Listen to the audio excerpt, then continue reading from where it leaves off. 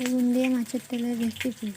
প্রথমে কড়াইতে তেল দিয়ে দেবো, তারপর পেঁয়াজ, টমেটো, লঙ্কা দিয়ে ভালো করে নাড়াচাড়া করে নেব।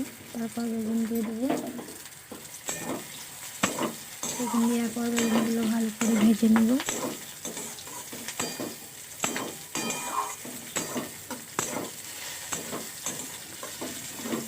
তারপর বেগুনগুলো ভালোভাবে ভাজা হয়ে গেলে ওতে মাছের তেল দিয়ে দেবো।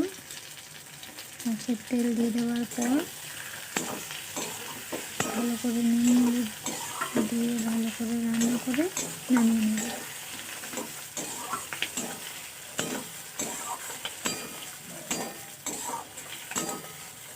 নুন হলুদ দিয়ে ভালো করে নাড়াচাড়া করে নিলেই তৈরি হয়ে যাবে মাছের তেলের রেসিপি।